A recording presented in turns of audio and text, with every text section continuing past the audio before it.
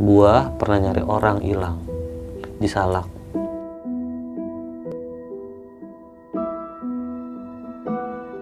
Gak bisa tidur. Itu parah, angin, suara makin aneh buat gua.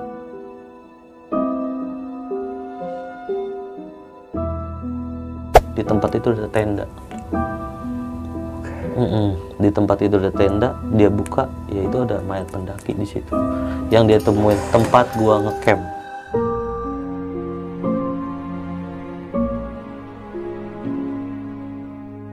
Gua nggak mau balik gitu. Walaupun ada orang mau bayar berapapun, gua nggak mau.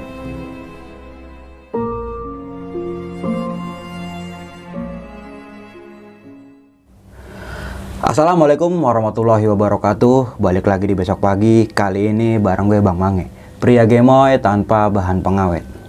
Sebelumnya gue sangat berterima kasih banyak buat teman-teman semua yang udah mensupport, menonton dan mendengarkan Besok Pagi hingga sampai saat ini. Semoga teman-teman semua yang menonton selalu diberi kesehatan oleh Tuhan Yang Maha Esa nih. Di kesempatan momen kali ini gue masih mendatangkan narasumber nih. Dan narasumber gue kali ini adalah pendaki asal kota Depok nih.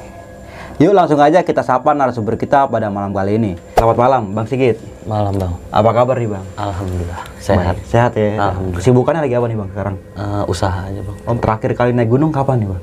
2017. 2017. Wah cukup lama juga tuh. Iya, udah 5 tahun. Udah 5 tahunan ya. Nah di segmen kali ini Bang Sigit pengen menceritakan pendakian di mana nih Bang? Di Gunung Salak itu tahun 2014 bulan November. Disimak video ini sampai habis nih teman-teman semua, karena Bang Sigit ini akan menceritakan sebab dan akibat kenapa dia dan rombongannya bisa diteror oleh makhluk yang tak kasat mata seperti itu. Mau nggak mau, suka nggak suka, bahwa hal gaib itu ada di sekitar kita. Tanpa berlama-lama lagi, langsung aja kita masuk ke ceritanya.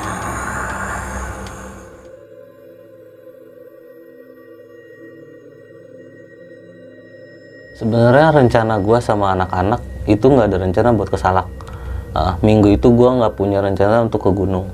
Tiba-tiba temen gua orang Cikeas Bogor itu ngajakin kita ke gunung yuk. Kemana? Ke Salak gitu.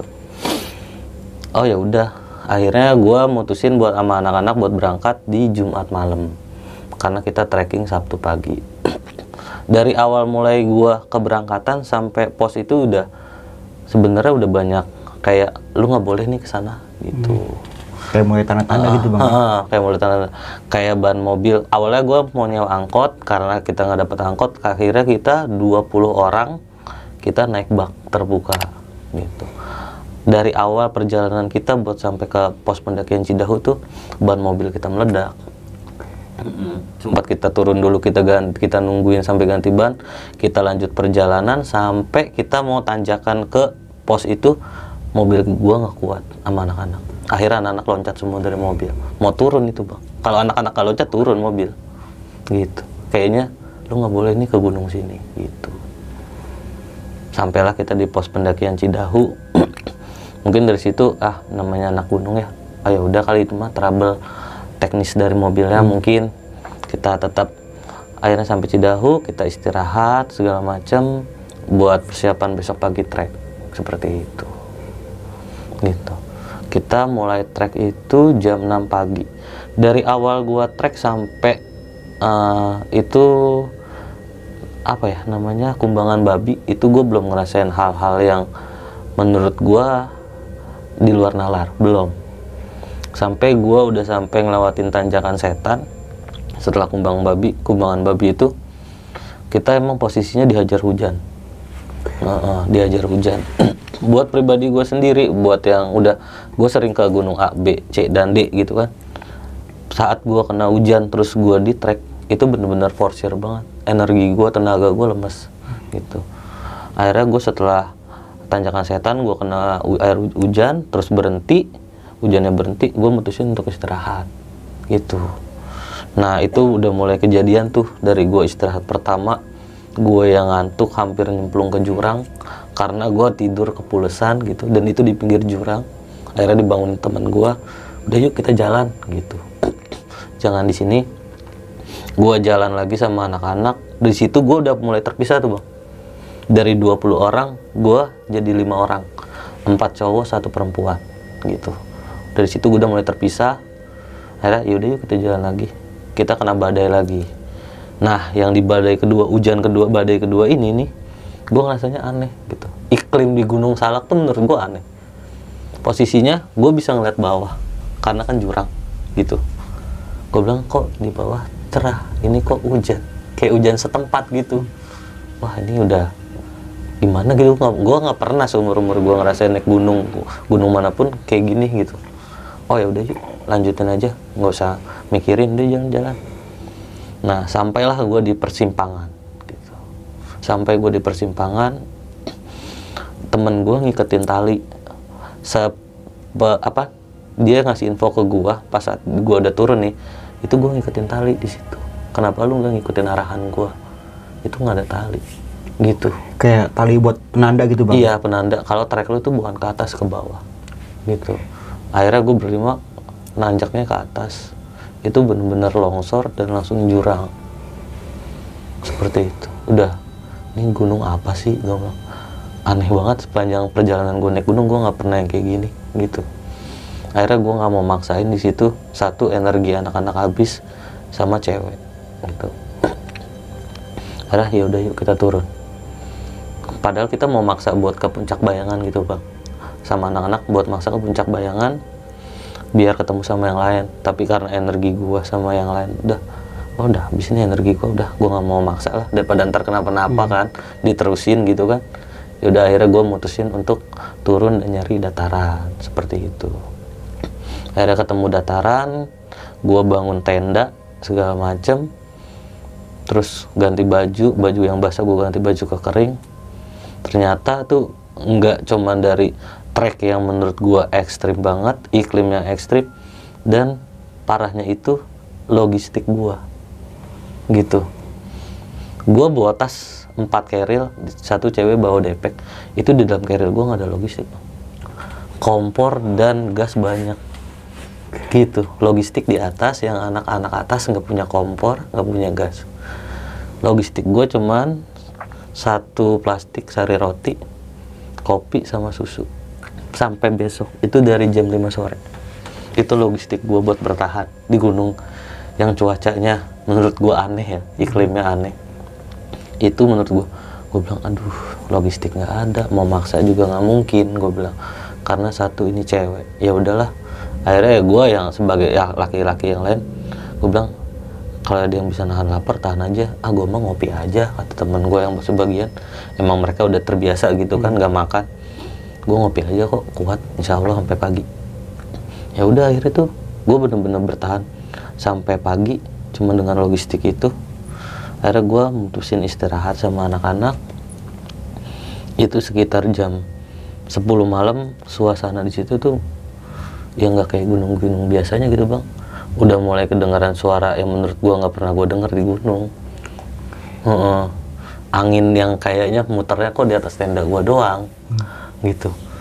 Tapi gue masih ya namanya gue nggak pernah ke gunung sebelumnya dapat hal-hal yang seperti itu gitu kan. Dapat hal seperti itu, ya udahlah, positive thinking aja kita. Dari gue berlima, gue berdua nggak bisa tidur nih. Teman gue namanya Wawan, orang Cikeas. Gue nggak bisa tidur sampai jam 1 malam. Itu kalau nggak salah sekitar jam 1 sampai setengah 2 lah, setengah 2 malam. Tuh gue masih kayak gini bang, depan-depan sama lu, posisinya dalam tenda, cuman dengan tertidur gitu, posisi dalam tenda. Gue nggak depan-depan nih ngobrol. Tiba-tiba dari luar tenda gitu, itu kayak ada dorongan. Ini lu sama gue gini, ini dorong, tapi berbentuk muka. Kayak ibarat kata gini bang, kan ini tenda ya atau plastik lah. Kalau dapat dorongan dari luar maupun tangan atau kaki muka masuk ke dalam kan pasti berbentuk. Nah ya kan, itu bener-bener gue ngeliat antara gue sama dia, bener tengah-tengah gue muka begitu. Itu gue seteriak seada-adanya di situ, karena gue nggak pernah ngalamin hal yang seperti itu sebelumnya. Temen gue pun si Wawan itu sampai histeris gitu, teriak-teriak. Bangunlah temen gue yang 3. Ini yang kalau gue udah setelah teriak gue masih istighfar doang nih. Temen gue yang 1 teriak-teriakan mulu, nggak bisa diem gitu. karena saking paniknya. Kebetulan dia itu udah pernah ke situ tapi nggak pernah ngalamin kejadian yang seperti gue alamin sama dia tadi barusan gitu. Akhirnya yang 3 bangun, ada yang lebih tua, 1 dia keluar tenda, dia ngecek sekeliling tenda, kenapa sih berdua katanya, tadi ada muka keluar di antara gue sama dia nih lagi ngobrol, muka di tengah-tengah gue. Jadi gue feeling gue apa gue doang yang ngeliat, teman gue juga ngeliat gitu. Si teman gue yang histeris itu juga ngeliat, maksudnya gue takutnya gue yang halu atau gimana ya kan, dia juga teriak, gue juga ngeliat jelas muka orang itu. Teman gue yang bangun tuh yang lebih tua dari gue ngecek tenda nggak ada apa-apa, udah lu pada tidur katanya, lagian lu di gunung udah jam segini tidur, emang lu besok pada nggak muncak gitu kan. Udah dari situ gue nggak bisa tidur bang, asli nggak bisa tidur. Itu parah, angin, suara makin aneh buat gue. Gue baru bisa tidur itu jam 5 subuh baru bisa tidur gitu. Akhirnya sampai pagi gue mutusin buat sama teman gue 1 anak Bintaro namanya Dede, cowok. Gue prinsip gue gini kalau gue gunung bang, gue nggak pernah mau punya utang gitu. Gue harus sampai puncak, gue nggak mau balik ke gunung ini gitu, asli. Walaupun ada orang nih yang mungkin yang denger podcast ini gitu ya, bang antar gue yuk, guide gue ke Gunung Salak, makasih. Kalau gue itu jadi maksudnya itu gue udah netepin gue nggak mau balik gitu. Walaupun ada orang mau bayar berapapun gue nggak mau gitu. Gue jadi jatuhnya lebih ke trauma ya, lebih ke trauma. Pendakian gue saat itu jadi traumatik gue gitu. Buat gunung itu tersendiri gue nggak akan mau balik. Kalau ke gunung-gunung lain no problem lah ya. No problem lah istilahnya. Ibarat kata ada beberapa yang gue alamin juga, cuman nggak se-ekstrim itu gitu. Itu yang menurut gue paling ekstrim dan jadi trauma gue tersendiri gitu. Akhirnya udah sampai pagi, gue sama teman gue si Dede itu, Git gimana? Kita mau lanjut ke puncak gak? Tapi gue nggak mau bawa carrier, gue bilang. Ya udah kita bawa minum aja, kita ke puncak yuk. Akhirnya gue mutusin untuk ke puncak. Gue jalan sama dia, tapi yang anehnya gini bang, pas di pertigaan yang tadi di awal gue bilang gue naik ke atas, teman gue treknya jalan ke bawah, itu pagi gue ngeliat ini ya, ngeliat tandanya dia, pita. Padahal posisinya gini, itu belum malam bang ya, itu posisinya sore, emang kena hujan. Cuman ya gue masih bisa lihat lah orang kalau ngikutin tanda. Nah kenapa saat itu kok ada nih tandanya? Dek, ke bawah dek. Serius lu? Ya kan ke atas jurang, gue bilang. Longsor nggak bisa di bawah. Akhirnya gue ikutin tanda teman gue gitu. Sampailah gue di puncak bayangan. Gue ngeliat tenda-tenda teman gue, cuman kayaknya tendanya kosong. Gue buka, oh yaudah teman gue berarti tendanya pada di atas nih anak-anak. Gue mutusin sama dia buat jalan ke atas. Itu apa ya, menurut gue kayak bukan naik gunung sih, itu naik tebing, ada tali segala macem lah. Gue bilang Cidahu tuh wah trek paling parah. Di tengah jalan gue juga sempat berhenti lumayan lama tuh bang, antara 15 menit sampai 20 menit karena efek kabut. Yang orang-orang bilang itu halimun gitu. Gue berhenti, gue nggak mau jalan soalnya jarak pandang gue terbatas bener-bener. Gue dari gue ke lu nih paling berapa jarak pandang gue, kalau dari gue ke lu gue masih ngeliat, cuman agak jauh sedikit gue nggak bisa ngeliat. Padahal 3 meter 4 meter lah ya. Iya, itu bener-bener kayak gelap banget. Temen gue sama gue mutusin, dia diem dulu lah, kita ngerokok dulu lah, jangan jalan gitu. Karena gue dapat cerita sebelumnya kalau kabut, lu tutupin kabut jangan maksa jalan gitu, bahaya juga. Takutnya ya orang-orang bilang kan itu halimun gitu. Takutnya gue maksudnya ya walau-walam itu mah ya percaya atau nggak percaya, gue bisa masuk ke dimensi mereka yang kita nggak bisa lihat gitu. Gue bisa masuk ke situ, makanya gue mutusin dia jalan-jalan deh, berhenti dulu. Itu lama lumayan, 15-20 menit gue berhenti. Sampai gue akhirnya kabut udah agak hilang, gue mutusin jalan. Sampailah gue di puncak, ketemu teman-teman gue. Lu ditanya lu ngecamp di mana, ntar aja lah, di jalan lah. Gue capek, gue pengen lihat puncaknya kayak gimana sih gitu. Setelah sampai puncak, foto-foto, gue makan dulu kan, akhirnya gue bisa ketemu nasi gitu kan. Setelah semalam ngopi sama nyusu doang, dan temen gue bilang, yuk ah ziarah. Oh ziarah gitu. Pas gue liat kok ada makam di gunung gitu ya. Ya nggak masuk akal, kenapa ada makam gitu. Kenapa nggak dimakamin di tempat lain gitu? Buat apa nih? Ibarat kata jenazah dibawa ke atas gunung, ini makam Basalak segala macam gitu. Itu juga ada foto-fotonya pas gue lagi ziarah gitu kan, lagi pada tawasulan sama teman-teman gue. Udah dari setelah gue tawasulan sama teman-teman gue mutusin untuk turun sama anak-anak. Nah gue lupa namanya bang, cuman gue tahu dia itu senior gue naik gunung, orang Cikeas. Dia itu dulu tim SAR Sukhoi. Gitu. Sepanjang perjalanan gue turun, gue selalu sama dia gitu. Akhirnya gue ditanya, kok lu semalam gak nyampe puncak Bayangan gitu katanya. Iya bang, gue kesasar. Lah kan si Wawan udah pernah kemari. Tahu, gue juga bingung. Gue bilang gitu. Cuman gue nggak ngeliat tanda. Katanya kan suruh ke bawah, gue ke atas longsor. Iya sih Wawan mah cuma sampai inian doang. Temen gue udah pernah ke situ, cuman nggak nyampe atas. Temen gue tuh cuman sampai pertigaan. Kalau via Cidahu tuh ada namanya pertigaan Bajuri. Temen gue cuma sampai situ. Udah cerita gue sepanjang perjalanan. Akhirnya sampai gue ditanya, lu ngecamp di mana gitu. Gue ngecamp di 37 HM37. Patoknya gue ngeliatnya 37 gitu kan. Gue ngecamp HM37 bang. Teman gue diem saat gue ngomong seperti itu. Dia diem aja. Ngapa bang? Nggak apa-apa. Udah yuk kita turun lah gitu. Kayak gue tuh orangnya kalau gue tahu dia gitu bang. Gue tahu dia gitu karena pengalaman dia jadi tim SAR segala macem kan. Dia kan aktif banget gitu orangnya. Ini ada apaan nih? Nggak mungkin nggak ada apa-apa nih. Pasti ada yang nggak beres. Pasti ada something nih sama tempat yang gua camp gitu. Sampai gua turun, gua ketemu tenda gua udah rapi, udah diberesin sama anak-anak. Cuman tas gua yang ditinggalin di trek. Gua turun bareng sama anak-anak tuh semua rame-rame turun sampai tempat di Javanaspa. Udah di bawah tuh, udah deket mau pos Cidahu. Gue kena hujan lagi, akhirnya gue mutusin buat ngeduh dulu gitu, ngerokok dulu yuk di sini. Kayak ada saung-saung gitu, ngobrol lah segala macam. Gue cerita, bang gue semalam gini, gue diganggu. Gue bilang, apaan? Siapa yang ganggu? Asli bang, merinding gue. Gue kalau nyeritainnya merinding. Gue nggak tahu kenapa ya, setiap gue nyeritain seperti ini merinding gue. Gue diganggu nih bang, ganggu apa? Ya gue ditongolin muka. Gue bilang dalam tenda. Itu lu ngecamp di situ beneran? Iya, yang tadi gue tunjukin. Akhirnya dia buka lah omongan. Gua pernah nyari orang hilang di Salak. Gua sama teman-teman gua, dia sampai naik turun Salak 2 kali bang.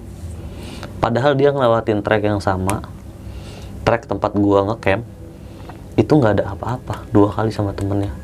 Rame-rame itu dia nyari orang hilang, 1 orang. Di tempat dia lewat, tempat gua ngecamp. Akhirnya dia nggak nemuin apa-apa. Tim SAR akhirnya doa di atas gitu, doa di atas minta petunjuk segala macam. Pas dia turun di tempat itu ada tenda. Di tempat itu ada tenda, dia buka, yaitu ada mayat pendaki di situ yang dia temuin tempat gua ngecamp. Seperti itu, di tempat gua ngecamp. Gua langsung diem di situ, udah apaan ya, gua udah nggak bisa mikir. Gua di situ udah ngeblank. Gua bilang, aduh apaan nih, gua bilang kok gini amat ya. Gua bilang gua naik gunung, udah akhirnya dari situ gua nggak mau, pokoknya balik lagi ke gunung ini cukup. Gua bilang udah deh, makasih lu mau ngajak gua, kayak mau ngasih gua uang berapa buat nge-guide gitu kan, gua nggak mau, cukup sekali deh gua ke situ. Tapi akhirnya setelah itu gua berangkat lagi bang untuk yang kedua kalinya. Setelah pendakian itu, gue mutusin buat berangkat. Cuman gue nggak nyampe atas, sampai Bajuri. Yang ke kiri itu Kawaratu. Nah akhirnya gue ngecamp di Kawaratu nih. Ngecamp di Kawaratu sama anak-anak. Yang lainnya pada ke puncak. Sama di Kawaratu pun, inian bang, di Kawaratu pun gue dapet gangguan. Gitu. Untuk pendakian gue yang kedua ya, itu benar-benar dapet gangguan. Suara teriak. Nah, bukannya sombong ya, bahasanya ibarat kata anak-anak konyolnya teman-teman gue ini, karena mereka kan pendaki-pendaki lama gitu kan, senior, ibarat kata udah kemana aja. Gue sih nyebutnya warlock, warga lokal. Warga lokal ya. Iya. Akamsi lah bang. Iya akamsi gitu. Bocah mah di gunung udah kayak apaan tahu gitu kan. malah nantangin gitu loh. Tuh berisik banget, sini gabung nongkrong. Makin deket kayak suaranya. Gue bilang, ya Allah jangan begitu ke, ini kan gue penakut nih gitu sama yang gitu-gituan.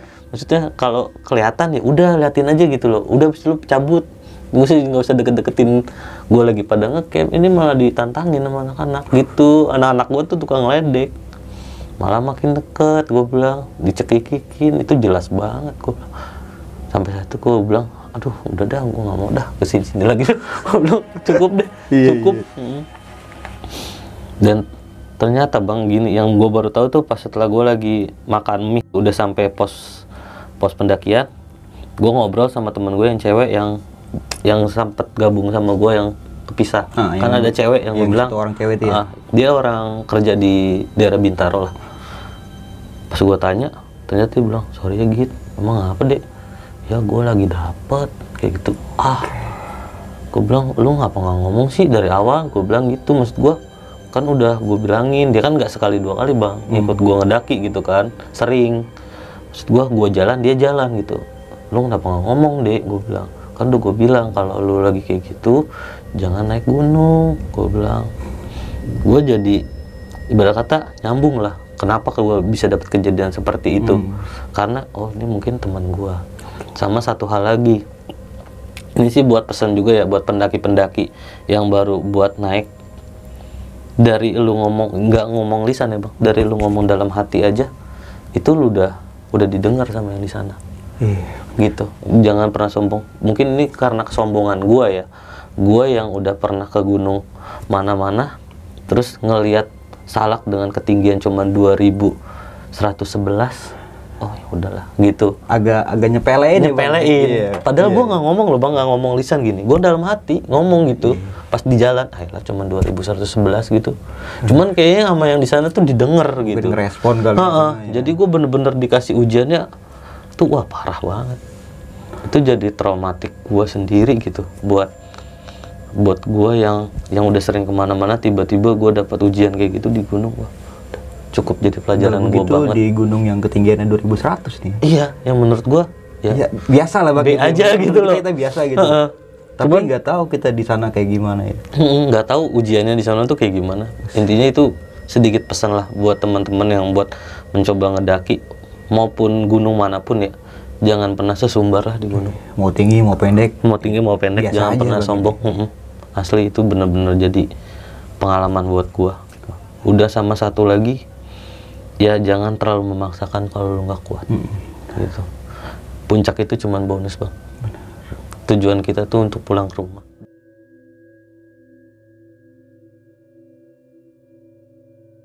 Minum dulu bang, santai dulu bang. Sesi tanya jawab. Pendakian Gunung Salak 2014 via Cidahu nih bang. Yang tadi lu sempat bilang bahwa saja lu beranggotakan hampir 20 orang nih bang. Hampir 20 orang. 20 orang dan lu terpisah sama rombongan yang lain hingga menyisakan 5 orang. Dari awal perjalanan, mungkin dari rumah ya lu? Gue dari rumah itu berangkat cuma bertiga. Oh cuma bertiga? Berarti kayak gua kumpul nepo di mana gitu ya? Gua kumpul di Cikeas. Dan akhirnya menyewa mobil bak losbak gede nih. Losbak. Dan yang di mata dia sempat bilang di awal perjalanan bannya cepat pecah nih. Dan juga pas mau nanjak ke arah base camp, dan mobilnya nggak kuat bang. Nggak kuat nanjak. Tapi turun lagi mobil bang. Hampir kalau anak-anak nggak pada loncat. Nggak pada loncat dan ngeganjel bannya mungkin ya. Nahan. Itu benar-benar bisa. Takutnya mah kan turunan gitu bang. Turun takutnya balik gitu mobilnya. Gitu, ngerinya gitu. Dan di situ lu masih berpikir positif aja nih. Positif aja.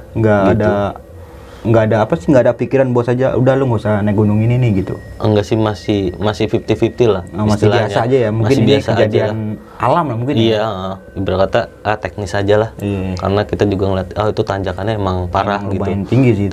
Dan lu sampai base camp ini nggak terjadi masalah. Nggak terjadi masalah. Apa-apa nih lu mulai melakukan pendakian yang tadi lu sempat bilang di pertengahan perjalanan lu dapetin hujan. Di awal deras banget. Tapi itu masih menurut gua masih wajar. Sampai hujan kedua yang menurut gua nggak wajar. Hujan kedua yang lu sempet lihat di bawah itu ternyata terang bang. Terang. Cuman kayak hujan lokal gitu. Kayak gua disemprot blangwir gitu. gitu. Hujannya hujan lokal doang, gue ngerasain Berarti seperti untuk yang kedua kalinya lu ngerasain hujan di situ deras banget ya. Dan cuman gue bisa ngeliat posisi jurang kan, posisi ada lagi di pinggir kebuka jurang. gitu mungkin ya. Ke pinggir jurang bukit, kok di bawah terang, Cerah gitu. Cerah. Panas ya. panas asli. Oke. Mungkin masih berpikir positif. Mungkin ini Iya. faktor alam ya, Bang. Faktor alam masih. Iya, dan hingga akhirnya lu sempat istirahat tuh tadi tuh. Istirahat Istirahat. karena kecapean. Karena mungkin energi lu Bang kan Iya. dimana kalau naik Gunung Salak itu kalau udah hujan hamsyong Bang. Semua gunung seperti itu Semua bang. semua gunung emang kayak gitu, tapi Iya. kayak kalau Gunung Salak agak berbeda nih Bang. Mungkin Agak dari lebih- treknya lebih- kali ya. Iya, lebih ekstra tenaga lagi sih kalau menurut gua. Dan lu sempet beristirahat dan nggak taunya lu sempet tiduran di pinggir jurang. Iya itu. Itu kalau nggak dibangunin teman gue mungkin nyemplung gue. Karena gue kalau tidur kan nggak bisa diem, muter. Nah, iya. Tenda dan lu bawa kompor sama gas. Sedangkan logistik cuma roti sama rokok sama susu nih. Temen gue pun itu kesusahan.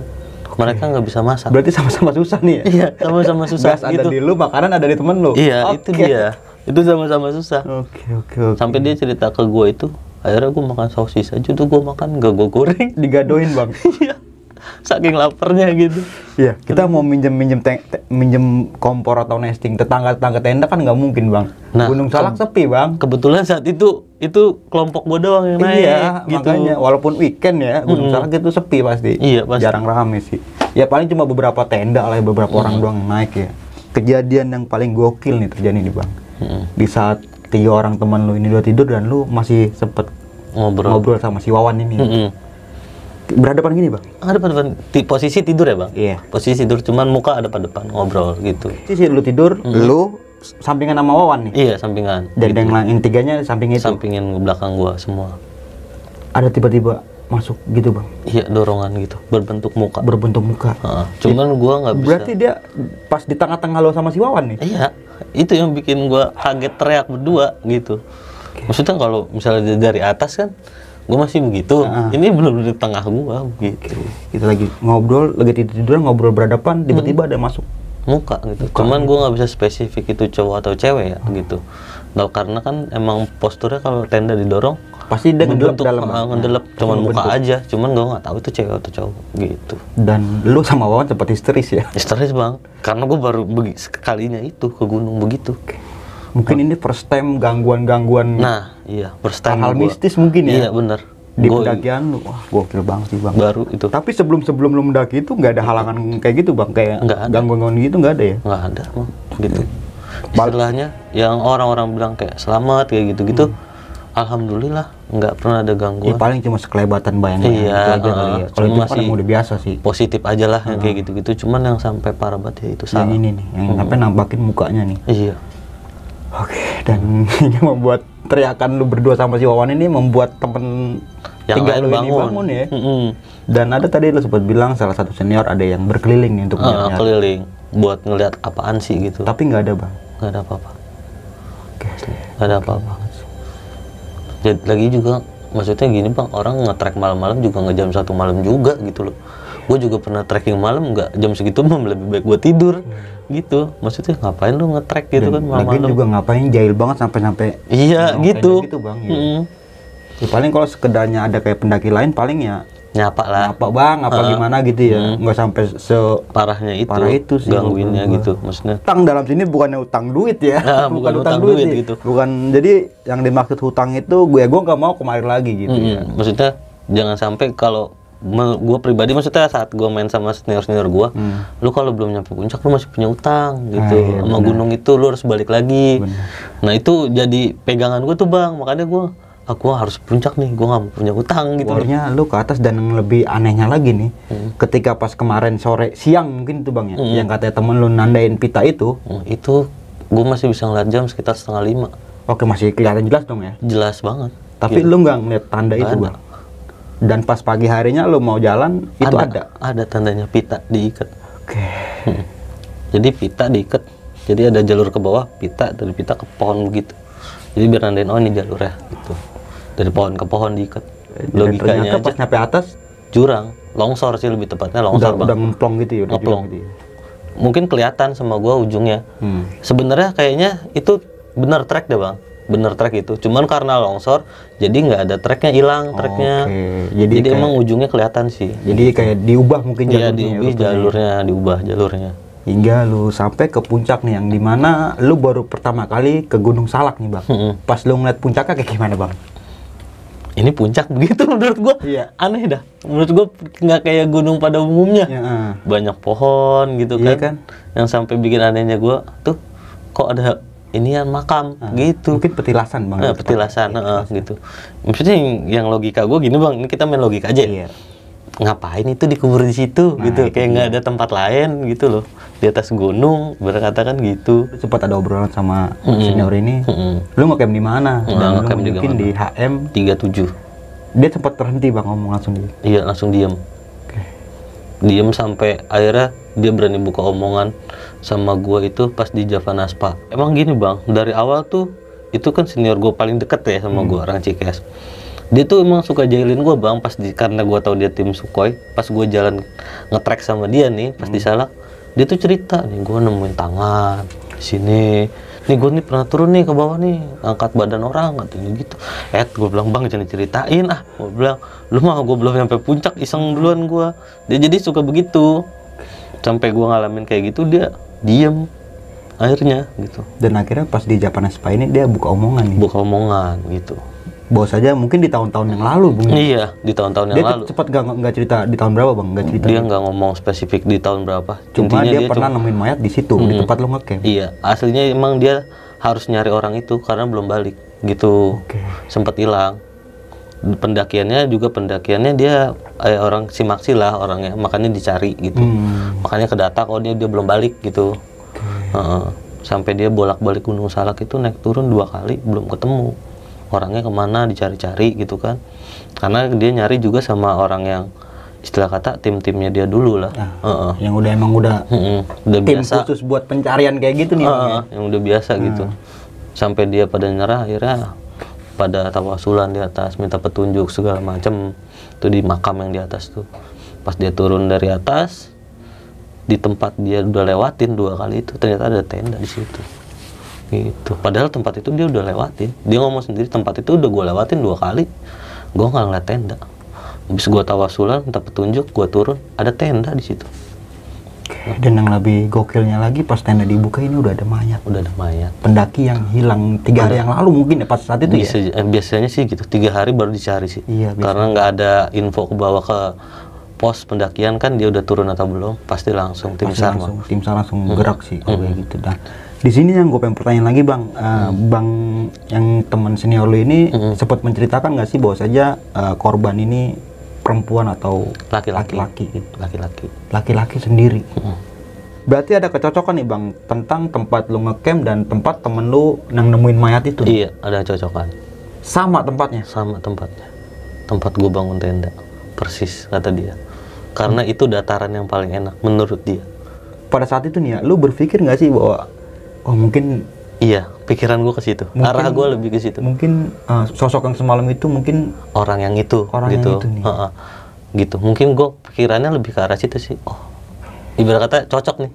Apa info dari dia, info dari gue oh mungkin orang yang itu yang dia temuin. Ya walau alam ya bang, gitu kan kita nggak ada yang tahu ya kan. Namanya musibah ya. Namanya musibah, ibarat kata situ. Oh, pas banget lagi tempat gue ngecamp. Infonya sih cocok. Menurut gue sih dia cowok, dia nemuinnya gitu. Dan akhirnya lu kembali ke rumah dengan selamat nih semua nih bang ya? Iya, alhamdulillah kita kembali semua ke rumah dengan selamat.